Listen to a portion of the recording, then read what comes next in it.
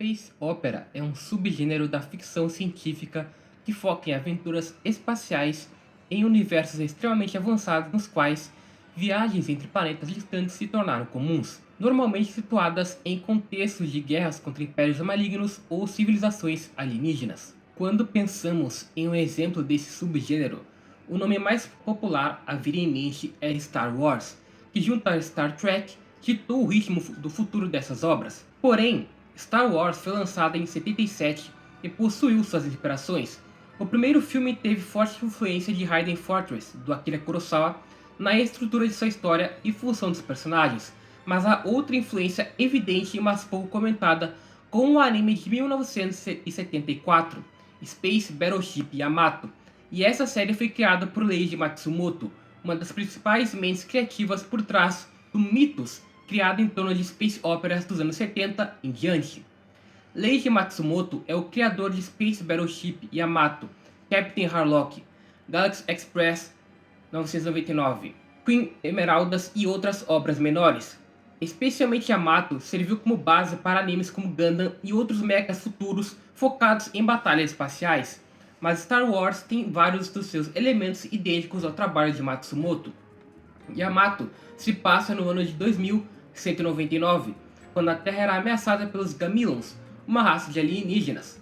Os protagonistas fazem parte de uma tripulação do mundo encarregada de viajar pelo espaço a bordo da nave espacial Yamato para recuperar um dispositivo capaz de reverter a radiação que contaminou a Terra e posteriormente derrotar o exército.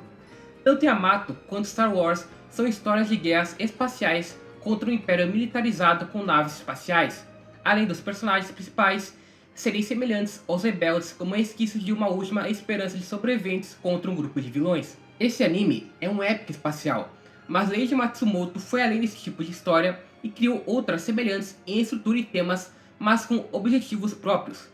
Captain Harlock foca em um contexto espacial avançado, mas em que a humanidade vive um tédio, assim fazendo com que Harlock surja como uma tripulação de piratas a bordo de Arcadia para lutar contra os opressores da Terra e recuperar o ânimo das pessoas, tendo forte relação com a filha de um antigo companheiro que simboliza a juventude como último resquício de esperança, e uma estrutura de episódios mais episódica e aventuresca do que o plot principal de Yamato, por exemplo.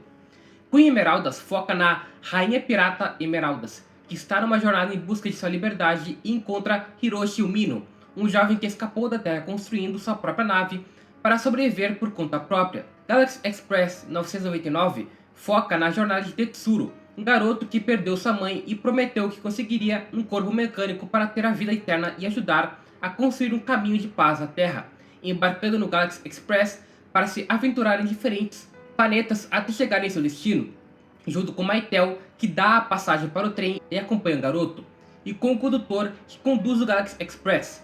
Como eu disse, cada uma dessas obras possui identidades próprias, mas características compartilhadas que formam um universo místico especial de Leiji Matsumoto, um universo que serviu de base para futuras obras espaciais.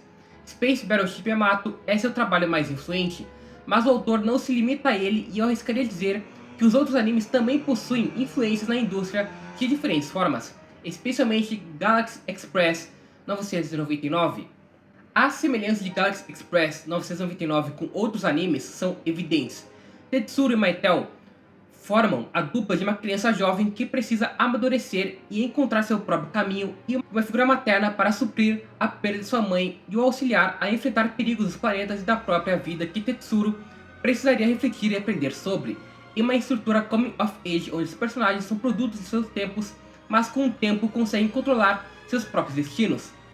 Captain Harlock tem uma dupla assim também, com Harlock e a filha de Toshiro, seu melhor amigo que morreu, da garotinha que perdeu o pai cedo e precisava manter a esperança em uma terra desolada para conseguir controlar seu próprio destino.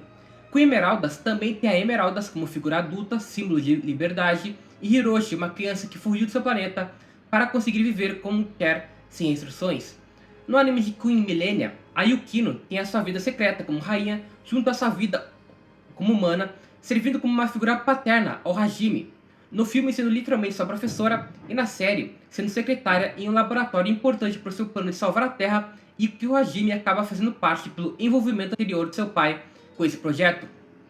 Em Endless Orbit SSX, novamente focada em Harlock, o personagem introduz na sua tripulação Tadashi, uma criança que perdeu os pais e até tentou matar Harlock antes de ser convidada a ir com eles. Além de Revi, uma garota que ficou sozinha após seu pai ter sido transformado em um lacaio dos Ilumidas. A dinâmica dessas duplas é uma mistura de pai e filho e mestre e aprendiz. Como as crianças de seus outros trabalhos, Tetsuro é um personagem imaturo que vê a vida de um jeito limitado e simplório, sem saber o quão complexas as relações humanas e extraterrestres são até começar a ter experiências diferentes nos planetas que encontra com Maitel, e serve como essa guardiã protetora de sua vida e também de seu coração para não enfraquecer e desistir ao longo do caminho.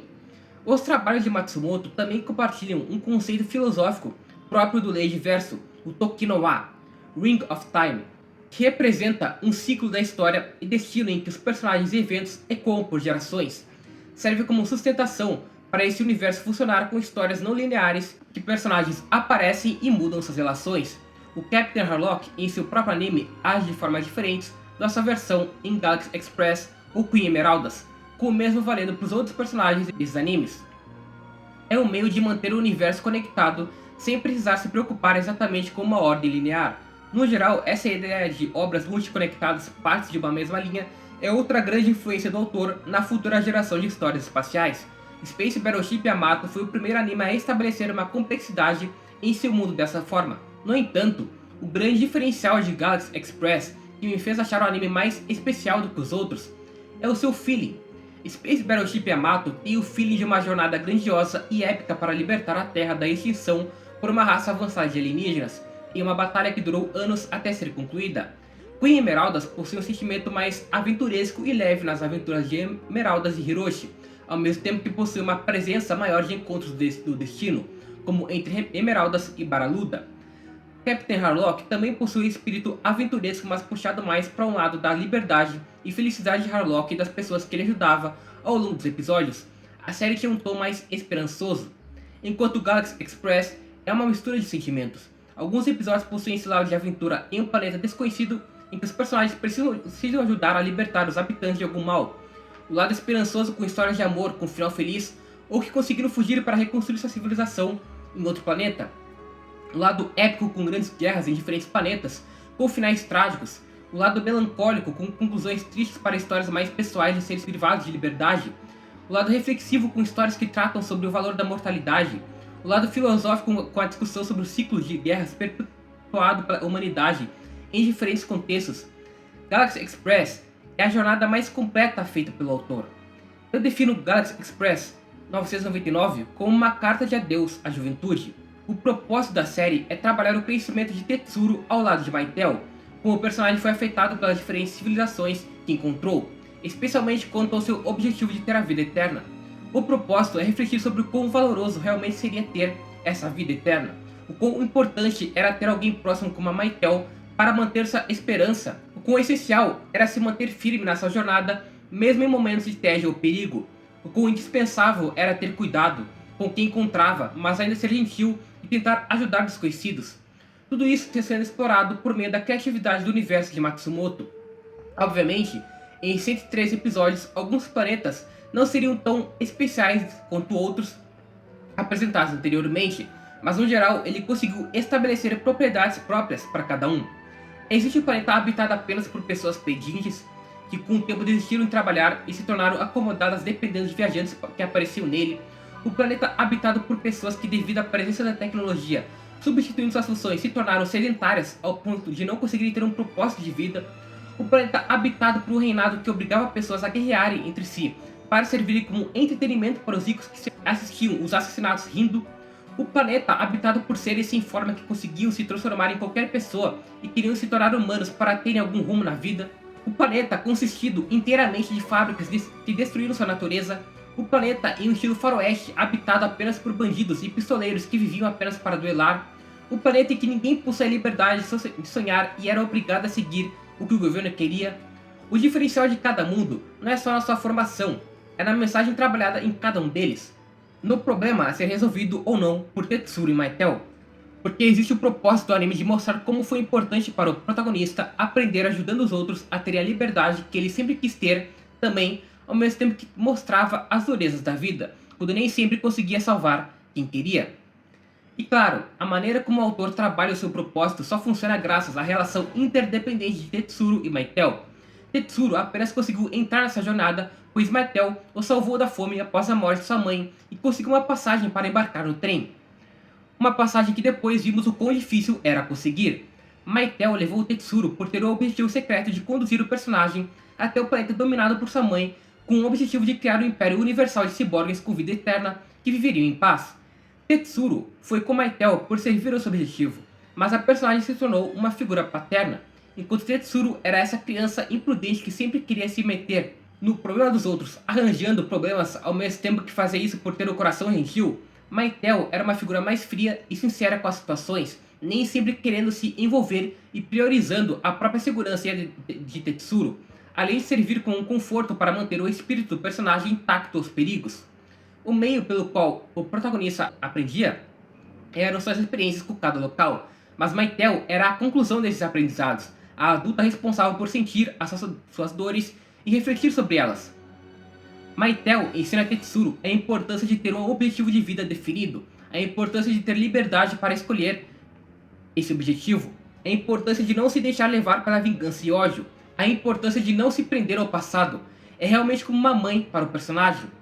Ao passo que Tetsuro serviu como um meio de humanizar a personagem, porque como eu disse, ela existia em função de levar crianças para se tornarem ciborgues e alimentar o império de sua mãe.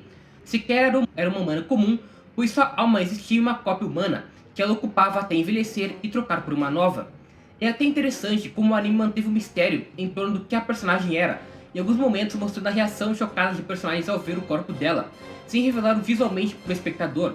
Esse mistério foi importante para posteriormente criar o twist em torno da origem de sua relação com o protagonista, e também por de certa forma mostrar que quem Maitel realmente era não importava, pois a sua vivência com Tetsuro era diferente de outras. O personagem principal estava se conectando com a personagem ao ponto de mostrar mais seu lado humano conforme suas aventuras. Tanto que isso é o que resulta nossa decisão de ajudar a acabar com os planos de sua mãe. Ela decidiu ir contra sua própria natureza e família graças ao que aprendeu com o Tetsuro, o aprendizado sobre valorizar a mortalidade e a independência dos seres daquele universo. Gosto de como ela sempre foi retratada visualmente como alguém que demonstrava pouco as emoções através das expressões, sempre tinha basicamente o mesmo rosto e até o sorriso era mais contido. Isso fazia com que os momentos de forte emoção, como a primeira vez que chorou ao se despedir de seus pais, fossem mais especiais.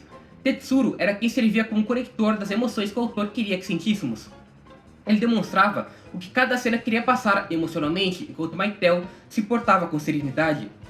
Quero comentar sobre alguns dos meus episódios favoritos, que nem são sobre o plot principal do anime. Como é um coming of age episódico, Galaxy Express não possui fillers. Existe um plot mais importante e teoricamente alguém poderia falar para você apenas assistir os 20 e poucos episódios que trabalham ele e a origem dos personagens e que também adaptam o mangá, mas isso vai contra o propósito de jornada espacial passada pela obra. Esse propósito é tão mais relevante do que uma história maior daquele universo. Os melhores episódios são de histórias secundárias e mais isoladas. O meu favorito é o episódio 16, focado em um planeta muito luxuoso composto por pessoas que brilham por todo o seu corpo, uma alusão bem direta a essa riqueza demonstrada no planeta. Porém, a personagem principal desse episódio é a Freya, uma pessoa que não tem o corpo inteiro brilhante, apenas algumas partes. Essas pessoas em um sistema de caça são excluídas da sociedade e vivem em condições pobres ofuscadas pelo brilho apresentado a estrangeiros. E Freya tinha o objetivo de se tornar uma animadora. Conhece Tetsuro tentando vender um de seus storyboards. Amei esse episódio por usar uma condição literal do planeta para representar as diferenças sociais e o preconceito gerado por elas e como determinadas condições servem como estereótipos de riqueza e pobreza. A classe de animadores no Japão nunca foi bem tratada em questão de horas trabalhadas e salário. A Freya representa as dificuldades da vida desses animadores, mas também a motivação de criar arte que continuava os movendo. Isso ensina para Tetsuro que a riqueza vinha do espírito e não do material. A sua coragem ajudou Freya a eventualmente conseguir produzir sua animação, inclusive agradecendo o personagem em uma descrição bem bonita do narrador no final do episódio. Outro episódio marcante é o 26, focado no Horo-Horo, um homem que era pobre ao ponto de ter perdido seu corpo, literalmente só sobrando seus ossos e ainda perdendo as costelas, que ainda vivia na esperança de reencontrar sua antiga namorada. Tetsuro se encontra com ele, mas se assusta, só voltando a reencontrá-lo após ver a antiga namorada debochando dele. No fim do episódio, pelo ódio de descobrir que sua namorada odiava, mata ela e seu novo namorado. Horo é visualmente interessante, me lembrou bastante o Vivi de Final Fantasy, porque vestido as roupas ele ficava com esse fundo preto e olhos brilhantes, semelhante ao condutor também. Não achei nada conectando esses personagens, mas não duvido que tenha influenciado. Mas o principal é como ele representa os efeitos que a traição pode fazer na vida de uma pessoa sozinha que não consegue lidar com o ódio. O personagem perdeu qualquer valor material. O que mantinha ele vivo era o valor imaterial do seu amor, que também foi tirado dele depois. O seu corpo esquelético com o peito faltando representa, literalmente, a perda do seu coração. É uma história trágica sobre um homem que se levou pela vingança para finalmente ficar em paz, mas terminou vazio no fim. Tetsuro foi a primeira pessoa que aceitou o personagem como ele era, mesmo sendo um esqueleto, vencendo essa barreira do preconceito por de certa forma representar um caminho que deu certo de Horo, já que ele de fato se vingou dos assassinos de sua mãe, mas ainda conseguiu encontrar um rumo para sua vida além de ódio junto a Mytel. Eu gosto de como a conclusão é mista. Horo continuou vivendo uma vida isolada naquele planeta em condições ruins, mas mesmo após se levar pelo ódio, ele finalmente havia encontrado uma alma gentil ao ponto de reviver um pouco da esperança de algum dia outra pessoa aparecer para preencher o seu buraco. Um episódio até mais trágico e igualmente forte ao de Horo é o que se passa no planeta Riffle Grenade, composto pelas duas facções que lutam uma guerra para entreter os ricos. Ele é dividido em duas partes.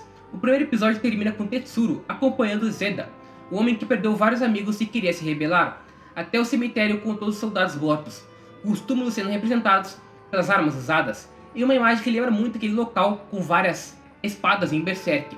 É um momento muito lindo. O segundo episódio foca na tentativa falha de rebelião, terminada por uma emboscada graças à traição de um dos companheiros de Zeda. Esse episódio é um dos mais trágicos e impactantes para o Tetsuro. A esse ponto o anime não estava nem na metade. O protagonista já tinha presenciado histórias com finais infelizes, mas esse era muito maior. Existiu toda uma construção dramática com os amigos de Zeda morrendo, ele se aproximando de Tetsuro por também ser alguém que perdeu pessoas importantes, mas continuou lutando, com o espírito de rebelião se formando, para no fim, eles falharem. O Império Maligno, formado por pessoas insensíveis e ricos que não se importavam com os mais bastardos, venceu. A vida é composta por vitórias e derrotas. Nem sempre o bem e a liberdade são suficientes para vencer. Eles foram derrotados justamente por uma traição. Um soldado preferiu se unir ao lado vencedor mais confortável do que morrer lutando pela liberdade. Nem todas as pessoas são como Zeda e Tetsuro. É uma lição sobre o valor de se manter convicto em seus ideais, mesmo conforme perdas acontecem. E também são dois episódios que demonstram mais a gentileza de Tetsuro.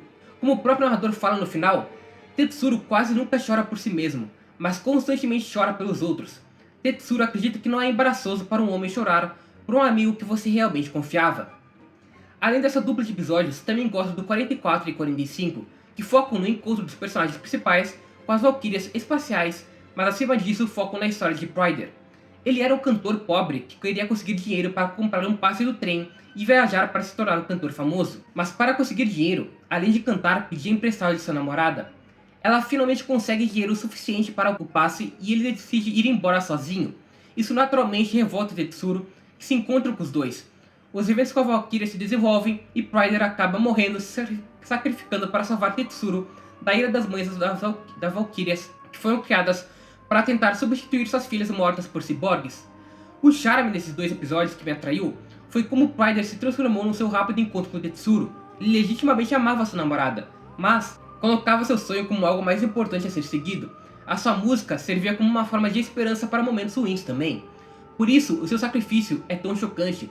Ele se sacrificou por um garoto que ele mal conhecia, simplesmente por ser uma criança que havia mostrado gentileza a ele e a sua amada. Pryder, pela primeira vez, havia deixado o orgulho de lado em prol de um objeto de maior valor que seu sonho, a vida. Outras histórias secundárias focam na importância dos sonhos, como eu disse, mas sonhos e objetivos não podem ofuscar a vida ao seu redor. É isso que diferencia personagens como Tetsuro de outros como a mãe de Mytel. E eu acho a música cantada por Pryder particularmente bela. As músicas desse anime no geral são sentimentalmente bem fortes.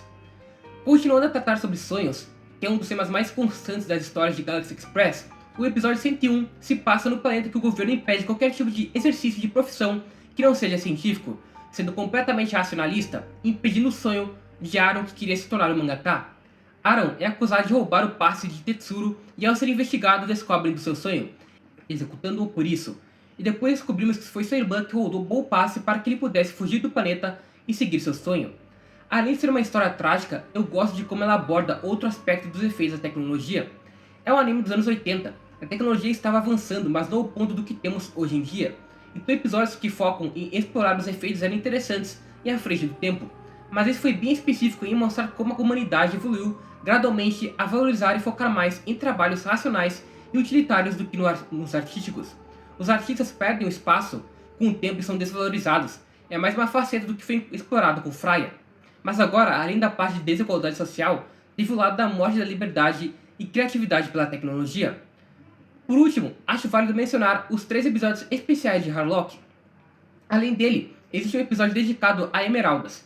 Sinceramente, eu não acho nenhum deles particularmente bom como os outros mencionados. O especial do Harlock faz o plot de um Harlock falso que domina um planeta e aparentemente tinha conexão com a morte de aliados da Mytel, e na verdade o Harlock original foi quem disfarçado motivou o Tetsuro a enfrentar o falso. No fim, o verdadeiro personagem mal aparece, então foi meio decepcionante, mas eu gosto do lado mais aventuresco que possui, semelhante a uma aventura do Harlock mesmo. Existe um peso das mortes causadas e inclusive faz o Tetsuro ficar preso no passado revendo a morte de sua mãe, como uma forma de mostrar que o personagem devia seguir em frente sem ficar preso ao que foi perdido. Há uma mensagem bonita pro personagem e para quem assiste, mas a luta contra o vilão é realmente semelhante a uma aventura de Harlock. O último tópico do vídeo é sobre o plot principal de Galaxy Express 999. Sendo sincero, é a parte mais fraca do anime, pela forma como o roteiro foi estruturado. Em basicamente 2 episódios, o anime revela que Mytel era a filha da Imperatriz do Império de Ciborgues, viajou com Tetsuro apenas para o transformar em um ciborgue. Mostra Tetsuro decidindo desistir de seu objetivo depois de 100 episódios. A queda do Império pela rebelião de Mytel acontece, e é isso. Em 2 episódios, o Império Gigante é derrotado e a origem de Mytel é contada, além de subitamente concluir o dilema de Tetsuro. É tudo muito rápido. Anteriormente, os episódios tentaram construir um mistério em torno do que era a personagem. Várias vezes ela evitava responder perguntas feitas por Tetsuro sobre seu corpo e sobre seu passado, mas isso aconteceu em pouquíssimos episódios. Não foi uma construção gradual revelando detalhes de sua história. Existiam migalhas que implantavam a dúvida no espectador, mas tudo foi revelado abruptamente. Além disso, a mudança de decisão do Tetsuro também foi meio artificial. Novamente, vários episódios serviram para questionar o valor da vida eterna, mostrando que a mortalidade dos humanos também possui essa beleza. Viver com um corpo de carne e osso era importante para manter a sua humanidade, e nem sempre pessoas conseguiam corpos mecânicos e eram felizes, mas sempre a dúvida era implantada na cabeça de Tetsuro e no episódio seguinte ele voltava a falar de querer o tal corpo. O início de um dilema real só ocorreu no antepenúltimo episódio, na penúltima parada antes de chegar no planeta, e mesmo assim a conclusão é de não poder desistir depois de tanto tempo e tantas pessoas que conheceu, para no fim mudar depois de passar poucos minutos vendo os ciborgues vivendo apenas de hedonismo. É bem barato. Eu amo o formato episódio desse anime, mas em partes ele foi responsável pela incapacidade de conduzir os principais núcleos de ambos os personagens. Vimos eles aprenderem muito com histórias pessoais e distintas, mas talvez para se tornar mais acessível e não confundir com quem não começasse a assistir desde o zero, evitaram concluir o dilema de Tetsuro antes dos 2 episódios finais. Até porque o objetivo maior de Galaxy Express era ser uma jornada espacial explorando diferentes histórias íntimas para quem assistir se identificar. No mesmo ano do seu término, foi lançada uma sequência de filme passada 2 anos após a conclusão da série. Tetsuro havia se separado após concluírem suas jornadas, com Mytel seguindo em uma aventura com outra criança para ajudar em sua própria nova aventura, voltando para a Terra. Mas no filme é mostrado que os ciborgues do Império não foram completamente derrotados, então o protagonista viveu em guerra com seus companheiros humanos, até ser chamado por Mytel de volta para o trem em direção ao planeta de sua mãe para dar fim a tudo isso. Esse filme, em essência, é basicamente a mesma coisa que os últimos 2 episódios da série. Serve como uma despedida grandiosa entre os 2 personagens que nele também voltam a se despedir para as próprias aventuras de um jeito bem parecido com o do anime, em uma luta contra o mesmo Império Maligno buscando a vida eterna. A grande diferença é que o filme executa melhor essa ideia. Em 2 horas, ele tornou o plano da mãe de Mytel maior. O Império havia se tornado uma civilização muito mais avançada, com a vida eterna, e a rainha existia apenas em alma após perder seu corpo no anime. Além disso, retrata melhor a guerra da humanidade mortal contra a tecnologia imortal e o valor que a mortalidade mostra, a valorização tão forte da vida para a existência da morte que conecta os humanos, fazendo-os lutarem juntos pela sobrevivência da espécie, como mostrado com os companheiros de Tetsuro se sacrificando para ele conseguir embarcar no trem. Esse filme acerta mais até nas participações especiais. O Harlock e Emeraldas estão mais presentes e ativamente participando da guerra contra o Império. Tem um diálogo bem legal no finzinho do filme entre ele e o Tetsuro. O protagonista, na conclusão de sua história, viria a se tornar bem parecido ao Harlock, um novo espírito de liberdade e sonhos da humanidade. E claro, visualmente é superior, mostrando a grandiosidade desse evento, até porque foi dirigido pelo Rintaro, um dos melhores diretores quando o assunto é visuais. Até o passado da Maitel é mais completo, já que descobrimos que ela e sua mãe eram originalmente de outro planeta, vivendo como humanas até serem expulsas dele. Então Maitel, Tetsuro e o universo do anime foram mais solidamente concluídos no longa. Até porque, além disso tudo, o Tetsuro se reencontra o seu pai nesse filme e o enfrenta. Ele é chamado de Fausto, então se eu tivesse mais conhecimento sobre o personagem literário, conseguiria ver um significado maior nessa reunião. Mas olhando apenas para o que o filme e a série mostram, é interessante pro protagonista, mas ao mesmo tempo o pai dele era quase um figurante nos seus flashbacks. O foco era mais na mãe durante o anime. Inicialmente eu disse que defino Galaxy Express 999 como uma carta de adeus para a juventude, justamente pela conclusão do anime. Tetsuro e Maitel conviveram como mãe e filho por muito tempo, passaram por todos os tipos de experiências juntos e no final Tetsuro acabou libertando o personagem do dever com sua mãe e si mesmo do seu objetivo do corpo mecânico. Eles poderiam simplesmente ter continuado se aventurando juntos, mas não é o caso. A despedida entre eles, sem aviso por Maitel, simboliza a necessidade de passagem do tempo com Tetsuro. A sua juventude foi concluída ali. A separação de sua mãe representa a independência gerada por seu aprendizado ao longo da história. É naquele momento que Tetsuro se torna um homem. E é lindo como o mesmo destino do objetivo que prometeu concluir por sua mãe, que deu o corpo mecânico para ele, ainda cumpriu seu desejo, porque o que ela verdadeiramente queria era que seu filho pudesse viver bem. O personagem principal não atingiu a vida eterna literalmente, mas ganhou a eternidade da mortalidade da vida humana. Humanos são mortais, mas suas ações ecoam pela eternidade. Tanto Galaxy Express quanto os outros animes de Leiji Matsumoto demonstram o legado deixado de geração em geração, o legado de liberdade, aventura e sonhos. Leiji Matsumoto nos deixou em 2023, mas como suas obras mostram, o seu legado é eterno na ficção e na vida de milhares de pessoas afetadas pelos ensinamentos e reflexões de suas histórias. Galaxy Express 999 não é um anime perfeito, mas a jornada é um marco na vida de quem assiste. Se eu tivesse que escolher um último anime para assistir na minha vida, provavelmente seria ele. Uma representação do fim da juventude e o início de um novo caminho na vida de um homem em sua vida adulta. 人は言う、39は少年の心の中を走っている列車だと。鉄郎はふと思う。